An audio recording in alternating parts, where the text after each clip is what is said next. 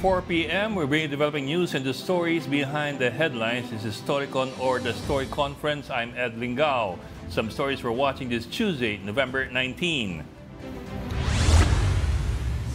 President Marcos says he spoke with U.S. President-elect Donald Trump over the phone earlier today. They talked about strengthening the alliance between the Philippines and the U.S. and the strong Filipino support Trump received during the elections. Marcos adds Trump remembers his mother, Imelda. The president is in Catanduanes to assess the situation there in the aftermath of Super Typhoon Pepito. And still on Trump, he confirms plans to use the U.S. military to carry out mass deportations of undocumented migrants. Trump promised a crackdown during his campaign and also vowed to tighten border security with Mexico. And President Marcos has certified as urgent the General Appropriations Bill that proposes a 6.3 trillion peso budget for next year. This allows the Senate to expedite the bill's passage by passing the 3-day rule after the second reading. Today is the last day of the upper chamber's plenary deliberations on the bill. And joining us today is Storycon's resident pantasya ng mga politiko, our 4 Ps. Pambansang pantasya ng mga politiko ng Pilipinas. 4 Ps natin, si Ronald Llamas. And from the Philippine Star, the editor-in-chief of the Star, si Ami Pamintuan. Ami. Pasayad na. Good afternoon. Good afternoon ay pasayad. Pilit na yun, Ronald. Pasayad yung intro ko rito. Totoo naman eh. Ang taong parating hinahagilap ng samot-sari mga politiko para sa kanyang political strategies and political advice. Parang hindi naman ako hinahanap dahil puro banat ko daw sa mga politiko. Kung naman, kunwari ko. Sige na. Parang ang taong in demand, ang taong mahilig mamangka sa sangkaterbang ilog. Parang hindi maganda yung hugot. parang hindi maganda yung hugot. Sige na. Let's move. Moving forward. Okay. Moving forward. Okay. Pwede bang yung topic na lang natin ang pag-usapan? Sige na nga. Our political pundit, our most desirable political pundit. Moving forward. Okay. Lumulubog ka sa sariling kumunoy eh. Kumunoy talaga. Ami, ano malaking story nyo? Oh, nawala. Oh, well, we can hear you pa rin. Nawala. Nawala ang video mo, pero we can hear you, Ami. Isang good news, medyo malamig na ang weather. Amihan na raw, umpisa na, declared ng Pag-asa. At isang bad news para sa mga government agency, sabi ng Malacanang, huwag daw mag-grand Christmas celebration at mag-donate na lang sa mga victim ng typhoon. Okay. Ayan ang mga dagdag natin. Okay. At saka ongoing yung testimony. Sabi ni Fajardo, Jean Fajardo, spokesperson ng PNP, wala daw kill quota nung panahon ng drug war ni former President Duterte. Walang kill quota. Walang quota. Hinihintay natin ng ongoing eh. Ongoing, baka meron kayong baka may iniintay pa namin yung mga detalye ng mga stories na yan. Okay. So Colonel Jean Fajardo, PNP spokesman, wala raw kill quota ang PNP. By that, I suppose she means na walang required na walang required numbers na mamita ang PNP in terms of yung mga mapapatay na suspect. Yes. Itong si Fajardo, ano yung kanyang posisyon nung panahon ni Digong? Hindi siya yung spokesperson, diba? Hindi pa siya noon eh. Wala pa siya noon eh. So, yan na nga ang meron ba siyang... Yan ang hindi ko matandaan. Ed, ano ba yung wala okay. I don't recall her eh. Parang, we don't know what office she belonged to before, no? Kumbaga, ano yung kanyang... natatandaan ko nun si, Banak eh, si General Banak eh. So, ang tanong kasi siya yung nagdedepensa noon, So, ang tanong kasi dyan, ano yung kanyang wherewithal para malaman kung meron man o wala? Parang ganun ba? Siguro yun ang yun. Siguro tinatanong din, di pa namin alam eh. Parang sino ba siya? Parang gano'n. Grabe ka naman. Grabe ka naman. Well, ganun na nga yun. Pero grabe ka naman. There are more subtle ways of saying that. Who is she? Eh, English lang. tika Jubelt ako, kaya hindi kami settle eh. Sige na nga. Itong ating 4-piece talaga. Maliban na namin, ano pa iba? Yun lang. Tapos nakita nung mga ng mga opisyal natin yung mga maraming namatay na mga cattle doon sa Bagyo. Bagyo pa rin, although maganda na yung weather, pero ngayon iniisip nila, kailangan din daw magkaroon ng evacuation center for livestock.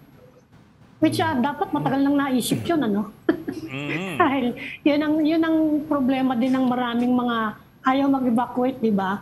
Ayaw nilang maiwanan kahit isang pirasong baboy, malaking bagay sa kanila yun eh. Ang problema, isang baboy, isang kambing, pati yung mga chicken, kala mo mura yun. Siyempre, nag-invest sila doon eh. ang problema, So ngayon, pinag-uusapan yan.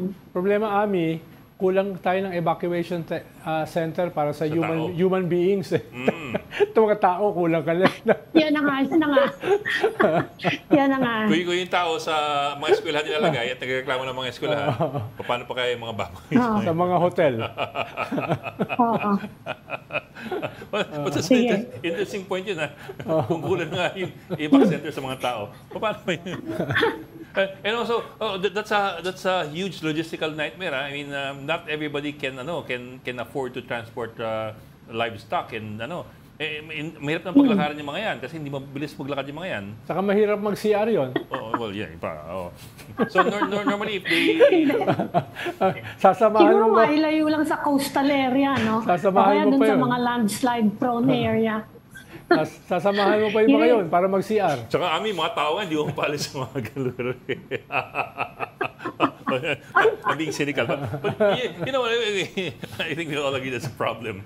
But we have problems as well with the human beings who also refuse to leave because of their property and the situations of evacuation centers. So, but and di ba, minsan you only have 1 or 2 days notice na super typhoon na yung bagyo bago dumating. So hindi mo siya basta-basta mapapalakad. Minsan ilang oras lang dahil tingin mo ay wala naman, wala namang hangin, wala namang ulan, tapos bigla na lang bubuhos, di ba? Yung actually yung hangin ang delikado eh. No. Hindi lang ulan, no. Okay, sa Bicol biglang bumaha, di ba? Ang dami nalunod doon na Kita mo yung storm surge pumupunta na sa biglang nasa bahay mo na yung tubig, di ba? So bigla ka may fish pan. At least Hindi katulad dito sa 1PH, ang taas ng building, dito babahain. No? pero may kadikit yan malamang Wi-Fi ang problema dito. Wala ba yun? Wala bang qualifier yan? Yun nga Wi-Fi naman ang problema. Wi-Fi ang problema dito. Kung hindi kape yung problema, Tito Ronald, sa Wi-Fi. Hindi, wala nang problema sa kape. Nagdala na ako ng masarap na kape. Siya pala yung solusyon. Bring your own. Magdala ka ng Wi-Fi. Nagdala na ako.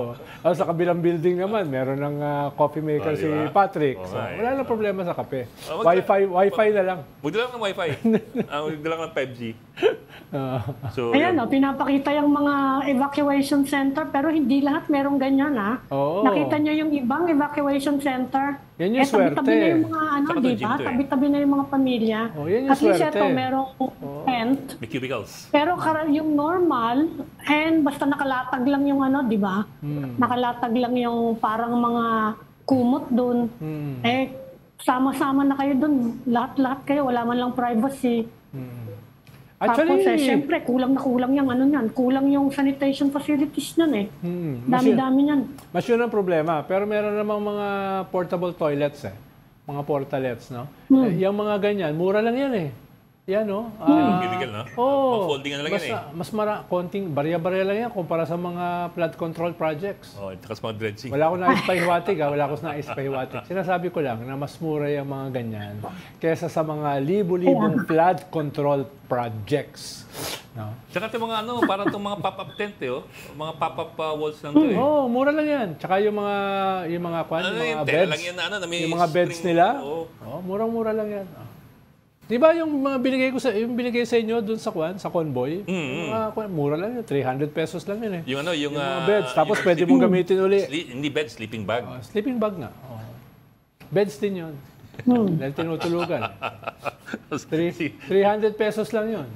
Ayun lang nga, pupunta Pero kayo may problema pa rin kahit ganyang may tent, may problema pa rin sa privacy, saka sa disease. Kumakalat pa rin open yan Kaya lalo sa mga bata, madaling kumalat yung mga germs, ganyan, lilipad-lipad lang yan dyan sa gym Tama. Pero Iba usually, yan ang problema. Pero usually, mga 1-2 days lang naman yan Paglipas ng bagyo, tiklop na. Diba? Tiklop na. Tapos Kapag hindi nawasak yung nila, bahay nila. Sabagay, oo. At pag bumaba yung tubig, hindi pa mababa yung tubig sa ibang bagay. Pero, kunyari, usapin ng lesser evil That's Gusto mo true. ba yung nililipad ka nung bagyo, di ba? Or tatamaan ka ng yero, di ba?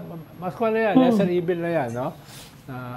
And this one, the one we were showing kanina was a gym. So it's a public space Yes. talaga. Yes. Kung may maabala man yung mga nagbabasketball o mga nag-dyan, hindi kagaya ng iba na talaga sa mga eskwelahan kung saan, siyempre, suspended ng classes. Pero hindi na pwede rin ng baka, baboy, tsaka manok. Ayun na nga. Pinag-uusapan natin Yun na kanina. nga. Saan mo ba parking nga yun, di ba? Pero mahal yun isang baka magkano. Ang mahal nun Oo. Tsaka pinalakihan ng pinalakihan ng magsasaka So, Hindi ba pwedeng kainin Lalo yun? na yung Double dead? yung dairy Siguro, buffalo. Oo, yung... Ang mahal nun kung dairy buffalo yon. Yes. Kahit dun sa dispersal program yun ng gobyerno, mahal pa rin yun, binabayaran nila yon. Mahal-mahal nun, di nila iwanan yun, basta-basta. Tama. anyway, mga kaibigan, we will have later a guest from the Quadcom ng House. Yes. Makakausap natin mamaya si Congressman Robert H. No less Barbers. than the bossing. Oo. So, marami tayong makuha siguro ng story din mamaya kay Congressman Barbers. Among other things, parang what comes next after a witness like Digong? Yes. Ano pang Parang explosive... anticlimactic na yung mga nanood nun, between 2 to 8 million nung Quadcom Kaya na nga. yun. Kaya sabi niya ni Congressman Pantaleon Alvarez, mukhang dapat tumakbo uling presidente si President Duterte sa 2028. Na-inspire yata kay Trump. Kay Trump, na-inspire kay Trump. Oo, na-inspire. Pero pwede ba yon, Ronald? Hindi Di na. ba yung constitution natin, One term kahit lang. hindi consecutive, hindi pwede? Hindi pwede. Di ba? Oo. Hindi na pwede yun. Oo. Yung iba lang yung kaso ni Erap kasi si Erap, di ba may Hindi, you have so many pag hindi mo number of na kompleto years. yung 3 years, Yun. it's not considered a term. No? May cut-off siya It's not a considered a term. So si Erap was able to run again and almost win in 2010 if not for Noynoy Aquino. Yes. Nag-number 2 si Erap Oo, number 2. Wipe out si Pinoy sa Mindanao. Yes. Si Erap ang nanalo sa buong Mindanao. Kahit yung mga mayors doon, sinuportahan si Pinoy. No? Nagulat ako nun, ba? Sambuanga. Laki nung rally ni Pinoy ito, 100,000. Pero talo si Pinoy ni Erap. Tsaka despite the total war ni Erap. Oo. Siyempre, yung mga Katoliko, yung mga Kristiyano, mas gusto siya. Mindanao, talagang gusto yan ng mga strong mga tipong Duterte nga. Kaya nga tatanong ko, paano ko ipagpilitan na tumakbo? May di-disqualify ba siya kagad ng COMELEC? Yes. Dahil, Disqualified siya kagad, it's a constitutional ban. Constitution yan Yes. Hindi yan, kahit Supreme Court, hindi pwedeng baguhin yan So again, ang cut-off is 3 years. May final word na. 3 years. Oo. Kung makalagpas ka ng kalahati ng iyong termino, that's considered already as one term. As disqualification for a future run. Yes. Hindi ka pwede tumakbo Hindi for ka na president. Yun, very clear yun. No? Merong may final word na from COMELEC. 117 aspirants have been declared nuisance. Dami Sent na candidates. 117 out of 183. Ang dami, no? So, ilan na lang So, yun natira? yung final list daw yan. I-minus mo nga, Ed. Mahina ako sa mate. 3, Mahina ako sa mate. 183 minus 117. 183 minus 117. May computer ka dyan, Eddie. Ano nga yan? Hirap yung... May computer ka dyan, wala ka ba calculator dyan? Para alam natin, no? Ito naman. Ano ang number? 183 minus 117. Minus 117. Gumamit talaga ng Sabi nga tama calculator. Tama yung isip ko, 66. Hindi ko lang masabi kanina kasi baka hindi kayo maniwala Manageable na yan doon sa sa balota. Pero ang dami pa rin, ang dami. Mas maraming Yung party list mo, ang dami rin. Mas marami pa, Mas mahigit marami pa 100 yun, yung party medyo list mo. mahaba-haba. Oo. Medyo mahaba-haba yung balota natin ngayon. May Although listahan. sa party list, ongoing pa, di ba? Oo, ongoing pa. Yung party list. Ongoing pa. Pero meron na kayong listahan ng 66, Ami? Kung sino yung mga yan? Wala pa itong summary pa lang to sa akin. Tinitingnan ko nga kung sino kung merong mga prominent na na-declare na nuisance kasi baka umakyat yan sa no? Siyempre, they can challenge it, di ba? Oo. Proseso pa lang appeal siya.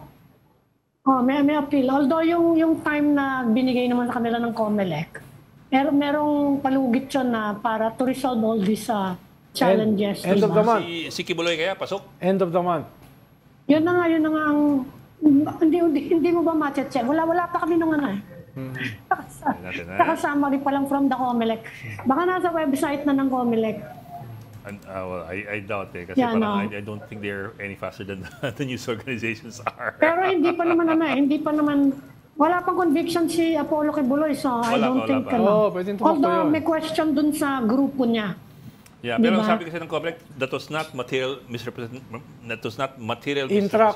Intra-party dynamic siya.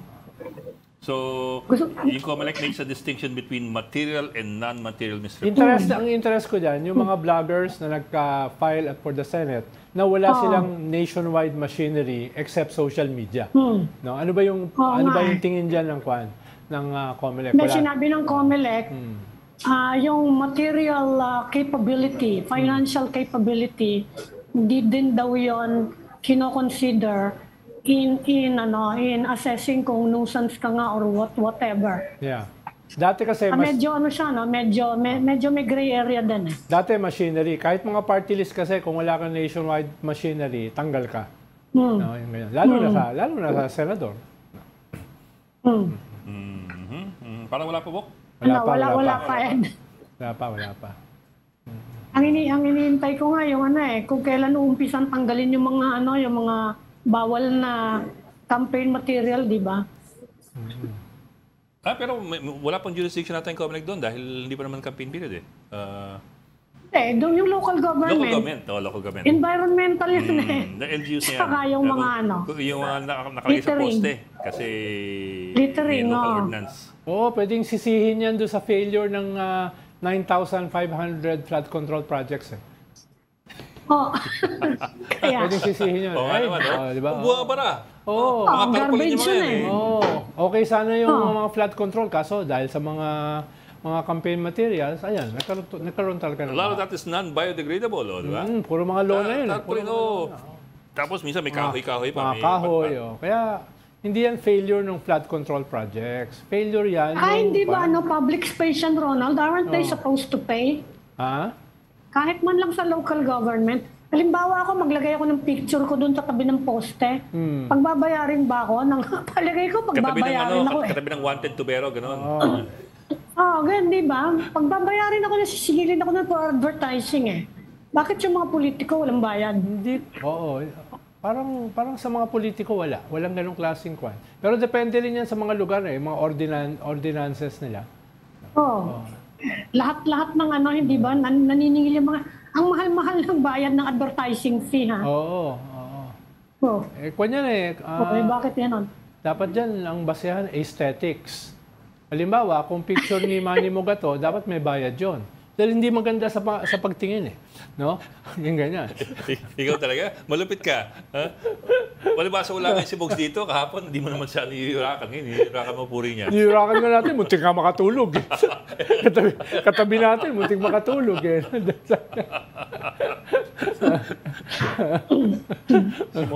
Interesting din yung gagamitin ba talaga ni Trump ang military para mag-deport? Actually, pwede ba yun? May mga rules dyan ng US. Halimbawa, National Guard, hindi yan basta-basta nagagamit Diba? Hindi yan basta-basta nagagamit. May mga rules dyan Although the President can call out the National Guard, pero may limitations as to his authority over the National Guard. Sabi nga nung dating Chief of Staff niya, tumanggi siyang magpagamit Alam mo yun, Ami, yung may inutusan na i-disperse yung isang rally sa Washington, D.C. tumanggi yung kanyang chief of staff hindi kami pwede dyan. No? Demanda sila Hindi kami pwede dyan. Saka, I wonder how the US military will feel if they're used to to start arresting and then deporting aliens. Very controversial itong lahat ng appointees ni Trump. Talagang in-overturn mo yung system Talagang anti-establishment From Homeland Security to Attorney General to Intelligence Chief, to tawag dito, Health Department. Tawa ko na kay Kennedy dati. Yung kwan daw, HIV AIDS, hindi daw viral. Ronald, ano ba extent ng Commander-in-Chief ng US power?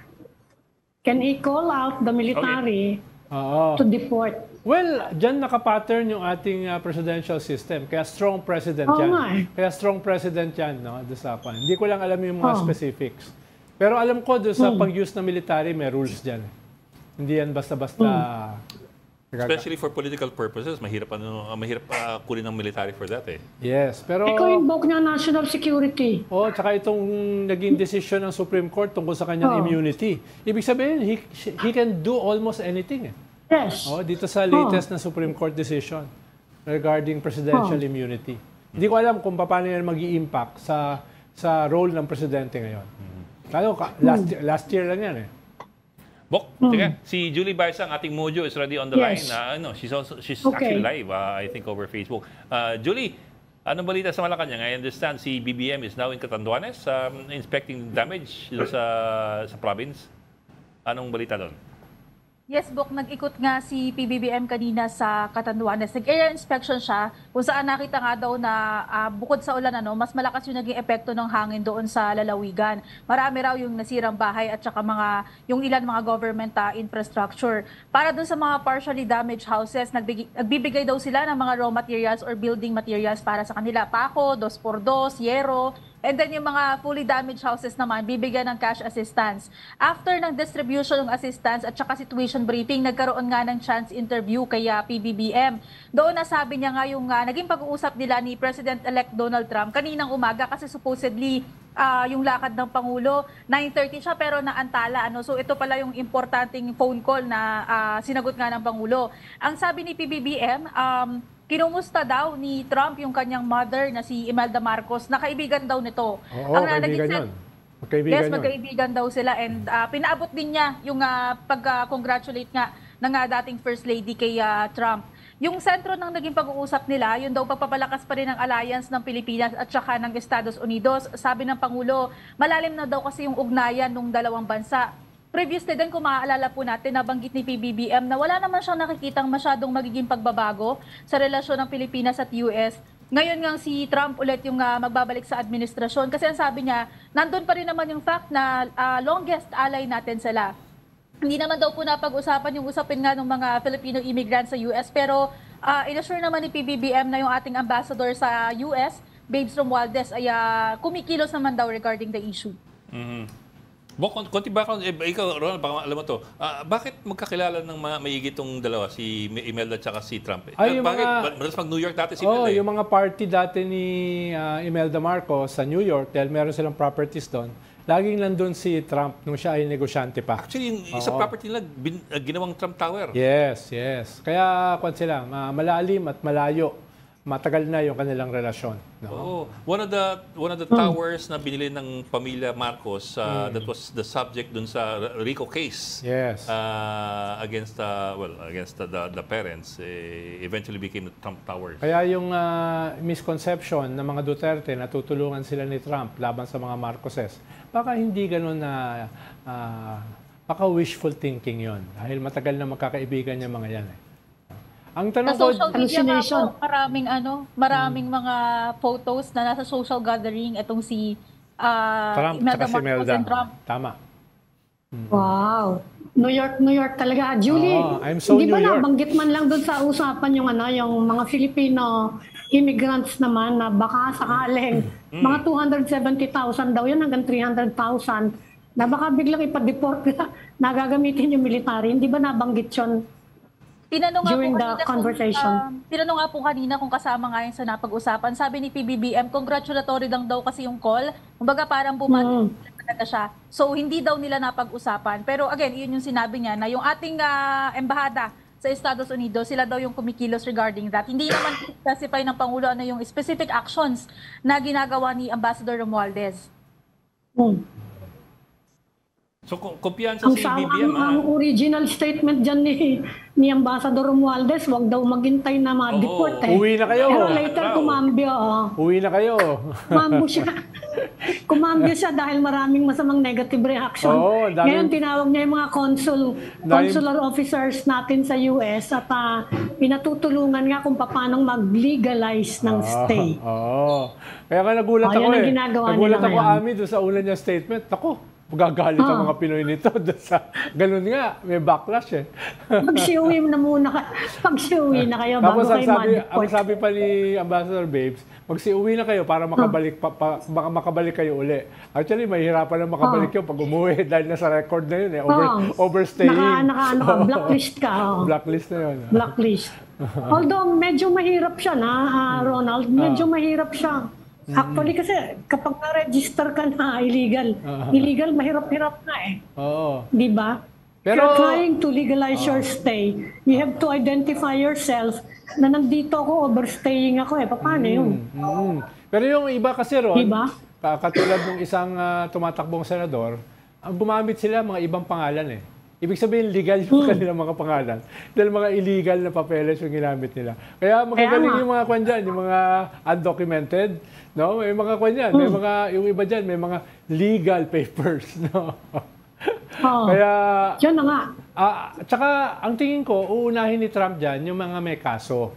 No? At ikalawa, yung mga asylum seekers. No? Pero yung mga may mga productive na trabaho, halimbawa sa mga farms, duda ko kung ide-deport ni Trump yun dahil walang papalit dun walang papalit dun Walang ha-harvest ng labor. Walang ha-harvest dun. Yung mga naglilinis ng mga imburnal, no? Yung mga basurero, marami diyan mga undocumented sino mangongolekta ng basura ng mga Amerikano, di ba? So, pipili rin sila Pipili rin sila ng mga undocumented. Hindi lahat hindi lahat Kaya unahin nila may mga kaso, yung asylum seekers, tapos targeted. No? Julie, ano pa ibang nangyayari kayo sa Malacanang? Wala bang statements from the Executive Secretary or the PCO? May follow-up ba, Julie? May follow-up tungkol sa ICC? So far, wala pong follow-up doon sa ICC. Ang meron ay yung pagtitipid sa darating na Pasko. Gusto po natin yung sinabi nga ni Executive Secretary Lucas Bersamin na sana wag daw pong gawing magarbo yung pagdiriwang ng Pasko. At saka magtipid-tipid and yung kung meron sobra mag-donate daw po yung mga government employees. Ang sabi niya, pakikiisa na lang daw po yan doon sa mga nawala ng mahal sa buhay, nawala ng hanap buhay. Dito nga sa sunod-sunod na bagyo. Baka dapat sabihin yan sa mga politiko. Saka, Julie, leading by example ba dyan sa austerity Malacanang? Mamangunguna ba dyan ng Malacanang? Si PBBM nga po mismo yung nagsabi nito recently na yun nga, yung panawagan niya na wag masyadong maging magarbo. So far naman po dito sa may PCO, wala namang magandang Christmas tree. Hindi lang naman yun ang basihan ng pagiging magarbo Also, yung mga biyaheng anyway. Julie, hindi siya nagpunta sa APEC nagtipid. Julie, hindi siya nagpunta ngayon sa Formula 1. For example, yung mga biyaheng Merong mga helicopter para manood ng concert, yung mga gano'n. Yung optics din po kasi lalo sunod-sunod yung bagyo and then makikita siya sa that kind of event. Huwag nyo lang kwan. Gusto nyo pa, balikan yung Duran-Duran. Wala lang ganun. No? Kwan na tayo, forward-looking Forward-looking na move tayo. On na ganun, move on na tayo. No? Parang pamili ng move on na yun. Pero Julie, hindi ko nakita dyan sa Katanduanes si Kwan, si disaster czar sa Bicol. No? Yung may doctorate sa disaster management. Si? Sino yun? Joey Salceda. Usually, pag may mga ganyan, Inisip ko sino yung... nandun siya lagi. Inisip ko sino Oo, si Joey Salceda. Well, Hindi mo naisip? Dati nga naman gobernador siya. So. Tsaka sabi niya, siya yung pinakamagaling sa disaster management. Also sa pag-create ng disaster. No? Si Ronald po yun. Hindi. Kaibigan ko yun si Joey. Kaibigan ko yun si Joey. Papasa si Ronald. Ay pa yun, hyperbole. Sabi nga ni Digong, hyperbole. Okay. So, teka, Julie, huling hirit. So kumpiyansa sila na walang mangyayaring pagbabago na major doon sa alyansa ng dalawang bansa. Pero minsan kasi hindi yung major yung kailangan mo tingnan, yung mga nuancing eh. Yung mga subtle signals. I'm wondering na talagang kumpiyansa sila na there will be no change at all doon. Pero Ed, kung titingnan mo yung mga appointees niya, mukhang ang change China Hawks. mas scaling up against China. Oh, Kung titingnan mo yung mga appointees niya. May ganun. Mas ganun pa. No. May plano daw na makipagkita si BBM. Kasi doon sa phone call nga sinabi niya yung plano na makipagkita kay Trump as soon as he can. Ang sabi ni Trump, baka nga daw nasa White House na siya kapag nakapunta ang Pangulo. And may kanina nga pinagbibiruan din namin dito yung sinabi ni BBM na niremind daw niya na marami mga Pinoy sa Amerika yung overwhelmingly binoto daw si Trump nitong nagdaang... Yes. Okay Nakapangkagad tayo. Nagpapalakas. Ano yung pinagbibiruan niyo ron, Julie? Ayun nga po yung parang maagang nagpapalakas kasi how would we know nga kung majority ba talaga at overwhelmingly ay si Trump ang binoto ng mga Pinoy doon. Baka kasi sila Ami may bilang eh, no? Baka yung Philippine Star may bilang Baka po meron ng Philippine Star ma-share sa atin. Gano'ng karami Pero ang nakukuha talaga naming balita doon talagang malakas si Trump sa mga Pilipino. Although ang sinasabi nung yung mga guest natin, merong parang generational yung mga mas bata, mas Democrat. Pero it's actually more of a party Talagang mas mga conservative yung mga Pinoy doon. Association with the parties and what they represent, conservatism versus... Hindi, kami talaga mga conservative kami. Kayo mga matatanda? Kami, mas conservative talaga kami. Kami ni Julie, for example, kayo, mga woke kayo, woke. Woke. Kami ni Ami, conservative kami. Kami yung mga lolo't lola na. Medyo na kami. Okay, si Julie, pakaluan natin. Nagkakaluan na tayo. Sige. Kakabulahan na. Maraming salamat. Salamat, Julie. Baiza. Thank you, Julie. Pag nakita niyo si Joey Salceda, pakisabi na lang. Okay, mga walk na kami, mga walk. Alam mo yung tanda mo yung programa dating Walk with Yan? Hindi mo tandaan yun? Hindi? Ano ba yan? Ako natatanda ko, mahilig ako magluto. Tanda mo, di ba, Ami? Mahilig ako magluto. Si Yan. Halo! Galing. Naalala ko na. Uy, mahilig din ako magluto, Kaya nga, tataka ko, di mo alam sino. Gusto mo, pagalingan pa tayo ng luto, I believe you. Pero patunayan mo, sige. Pagalingan tayo ng luto. Sige nga. Tataka ko, hindi naman niya kilala si Walk with Yan. Naalala ko na yung... Di ba? Ang bilis magluto. Di ba? Ganun. Parang halo na ng halo, tapo ng tapo, tapos mamaya, okay na. Saka nagja-joke siya, habang nagluluto. Saka hindi mo naman sigurado kung masarap dahil hindi mo naman matitikman. Nakikita mo lang siya, nagluluto, di ba? Well, we promised you a while ago that we would be talking to one of the co-chairmen of the Quadcom, si Congressman Robert Ace Barbers. Unfortunately, he is currently on a call, nasa telepono, taking a very important call. So we might have to put that on the back burner first. In the meantime, let's grill our 4Ps. Our political pundit. Bok, teka, Quadcom, ang dami na niyang tinuhog-tuhog na kung saan napunta. And sabi ni Congressman Barbers, they expect to call in more witnesses. Pero how can you top the last one, si Duterte? Mukhang hindi na si Digong. Meron silang 2 to 3 sessions pa bago sila mag-break. Pero parang hindi na si Digong yon. Yung mga hindi lumabas na sa Quadcom ay... di pag-uusapan pa rin nila. Dahil the very nature of the Quadcom, pinagsama-sama mo yung 4 na committees para ipakita yung ugnayan nung iba't ibang mga issues from Pogo, EJK, war on drugs. no, drugs, human trafficking, no, etc. So, yun yung purpose nun. Tingin ko, baka may mga kapus pa, may kulang pa, kukan niya bago gumawa sila ng summary. Alam mo kung sinong Ami, alam mo kung sinong witness na na maaaring patawag pa nila? Yung nakakailang appearance doon sa Quadcom pero hindi pa rin pinapatawag si Mr. Manny Mogato. Oo. Hindi ba nagsalita na daw siya? Tinanong ko nga kahapon. Si Manny Mogs.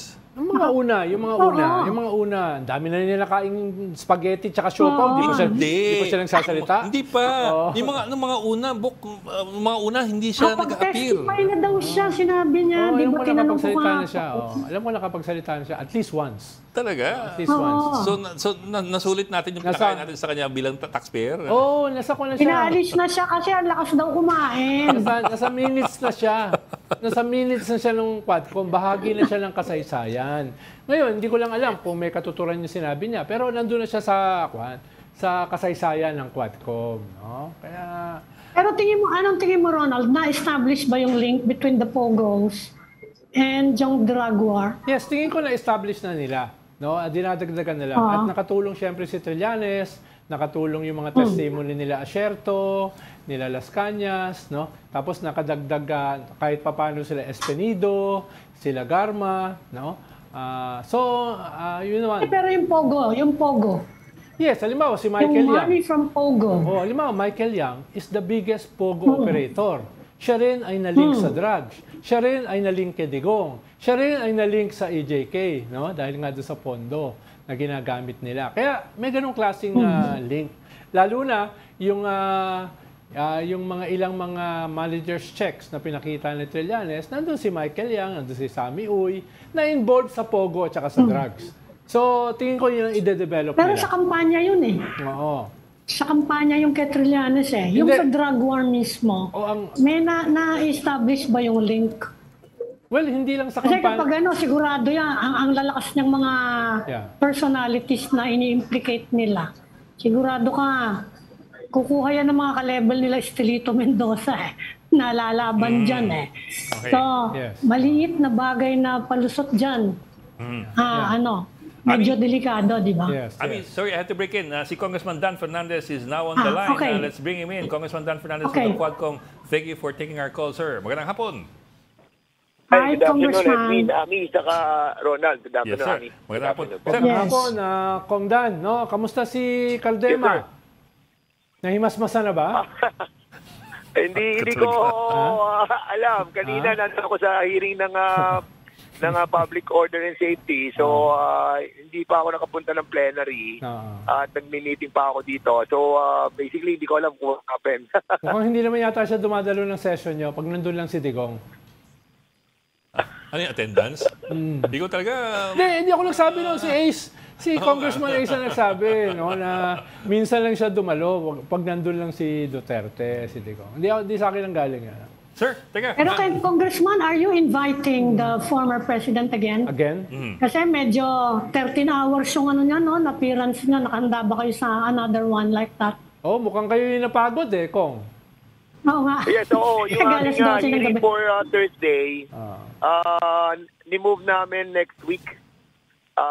Ang hearing namin is the issue about kay BP Sara tomorrow sa good government. So, yung aming Thursday will be moved on, I think, the 28th. Pero Inimbitahan ipapatawag nyo? niyo pa ba si former president? At kung ipapatawag niyo, ano pa yung gusto niyong malaman after 13 hours of talking to him? Ako sa akin, tapos na yung sa EJK eh. I think hindi na rin namin siguro siya ipapatawag about the issue of the extrajudicial killing. If ever, kung siguro, most likely dun sa Pogo, yung Executive Order number 13. Pero hindi pa kasi tinatakil uli yung Pogo eh. So hindi ko lang alam kung he will be called upon. But if ever that we will be tackling that issue, baka doon pumasok yon. Yung kung yung nilabas ni Trillanes na yung mga waiver Hindi ba yan pag-uusapan? Tapos na ba yung issue na yan? Saka hindi ba na-follow up yun? Kasi there was at one point, there was a promise to have a waiver signed by the next day, at least at one point in the hearing. Of course, I know, pabago-bago, pero... Paano yung iba yung mga investigasyon, mako-connect doon dahil smoking gun yun eh. No? Oo. So yung issue about the bank waiver, so lumampas na yung second day, so hindi naman napirmahan. And there are so many reasons thereafter that was mentioned by the former president.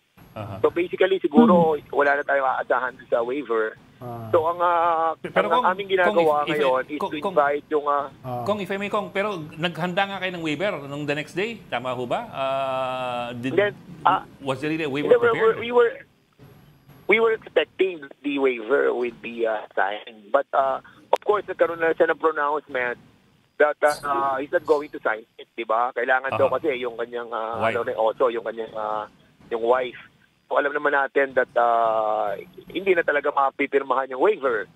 So ngayon, ang sa amin, we have invited yung AMLA at malaman po natin, of course, wala pa rin kaso eh. That's the reason why siguro umaasa tayo doon kay Art Carandang. That was mentioned by Trillanes na ombudsman, former, I think, deputy ombudsman for Luzon, who knows about this issue, about the money on those banks. So, we're trying to find out yung whereabouts ni Art Carandang, and we will be asking him to be present on the next hearing. So, Kong, kahit magpasampal si Trillanes, hindi na pipirmahan yung waiver? Well, ako kasi kung talaga pipirmahan yon during that time that we are discussing that nabago na kasi statement niya eh. So, most likely hindi na talaga magsasign ng waiver yon. Kung I also recall nung hearing... napaharap ninyo si former president sa Quad. Give up na ba kayo na imbitahin sila, yung mga, kahit may interparliamentary courtesy, give up na ba kayo na imbitahin sila Senator Bato de la Rosa saka si Senator Bongo?